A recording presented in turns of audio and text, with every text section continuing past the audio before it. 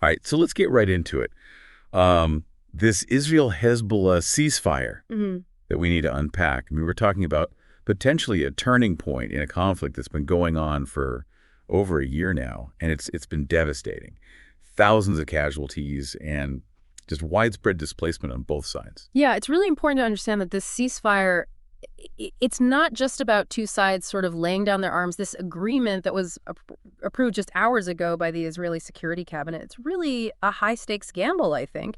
And the ripple effects could really reshape the entire Middle East. Absolutely. And we've got a ton of different sources that we're going to be going through for you guys. Breaking news, in-depth analysis. We even found some firsthand accounts.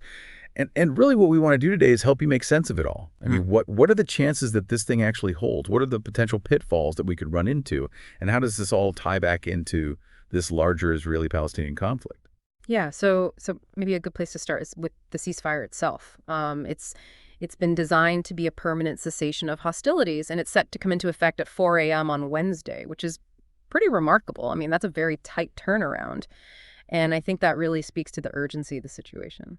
It does. And looking at some of the sources that we have, it paints a very grim picture of what's been happening on the ground. Over 3,700 deaths in Lebanon, most of those being civilians, and almost 1 million people have been displaced. And in Israel, over 80 people have died. Tens of thousands have been evacuated from their homes. Yeah, and I think what's really striking is the disproportionate impact that this has had on Lebanese civilians. These aren't just statistics. We're talking about a human tragedy that really underscores the stakes of this whole ceasefire agreement. Absolutely. So let's get into some of the details of the agreement. It lays out a 60-day period where the Lebanese army and the state security forces are supposed to take control of southern Lebanon while Israel gradually withdraws. And the U.S., France, and other countries are going to be involved in making sure that that actually happens. But interestingly enough, there will be no U.S. troops deployed. Right. Yeah, that detail about no U.S. boots on the ground is fascinating to me, especially given how involved the United States has been in brokering this whole thing. President Biden himself welcomed the ceasefire, called it a permanent cessation of hostilities, pretty strong words. And I think that signals the weight of American diplomacy. For sure. But even with all of that international pressure, I mean, there are some concerns, right? Especially within Israel. Netanyahu presented this ceasefire as a victory, highlighting that Hezbollah's capabilities have been weakened and that they took out several senior Hezbollah officials. Yeah. But he also emphasized that Israel is retaining their right to attack Hezbollah again if necessary. So almost like a warning shot, just reminding everyone that this peace is built on a very shaky foundation. Yeah, and I think one of the major sticking points for a lot of people is that the agreement doesn't require the Lebanese army to actually disarm Hezbollah. I mean, that's got to be making a lot of people in Israel very uneasy. Oh, absolutely. I think there's this underlying current of skepticism and a sense that the danger hasn't passed. And it's not just in Israel either. I think internationally people are questioning if the Lebanese army is actually capable of controlling Hezbollah and guaranteeing the safety of civilians long term. Yeah, it sounds like we're in this weird place where there's relief and uncertainty all at the same time. But before we get too far into those potential pitfalls, I think it's important to give our listeners some context on Hezbollah themselves. I mean, they're not just some random militant group. Yeah. No, not at all. Hezbollah is a powerful force in Lebanon. I mean, both militarily and politically, and they're backed by Iran, which adds another layer of complexity to this whole thing. A lot of people consider Hezbollah to be a proxy for Iranian interests in the region. So this conflict, it's about a lot more than just Lebanon and Israel. Right. And we can't forget about the fact that Hezbollah got involved in this whole thing following the Hamas attack on Israel back in October 2023. I mean, their rockets targeting Israeli territory. That's what triggered Israel's response. Yeah. The airstrikes, the ground invasion of southern Lebanon, all of that escalation that led us to this point. And this is where it gets really, really complex. You have these layers of conflict. You have the longstanding Israeli-Palestinian issues. You have this regional rivalry between Iran and Israel. And now you have this very specific fight between Israel and Hezbollah. It's like this tangled knot. And this ceasefire is just one thread that's trying to hold the whole thing together. So how do we get to this ceasefire? What led all these different parties to actually come to the negotiating table? Well, from Netanyahu's perspective, it's being presented as a strategic win for Israel. He's saying that they've significantly weakened Hezbollah's fighting capabilities.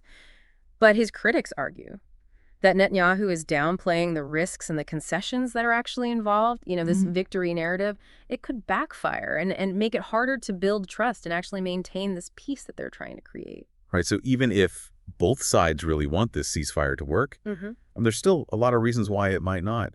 What are some of the biggest obstacles that you see? Well, I think first and foremost is the mistrust between all the parties involved. I mean, we're talking about decades of conflict, broken promises, just this simmering resentment. Trying to build a lasting peace on that type of foundation, it's going to be incredibly challenging. It's easy to, write it down on a piece of paper and say that there's a ceasefire, but that doesn't make all the underlying problems go away. Exactly. And those underlying issues are really complex. On the Israeli side, there's this constant fear of these rocket attacks and this deep desire for security and this real skepticism toward Hezbollah's intentions. And all of that's been hardened by years of conflict. And on the Lebanese side, you have this resentment towards Israel's military actions, all the economic hardship that this conflict has caused, and, just this feeling that their sovereignty is being undermined by outside forces. And then you throw in the influence of external players like Iran, and it adds a whole other layer of complexity. Iran's backing of Hezbollah means that their interests don't necessarily align with a peaceful resolution. So it's like everybody is playing this high-stakes game of chess.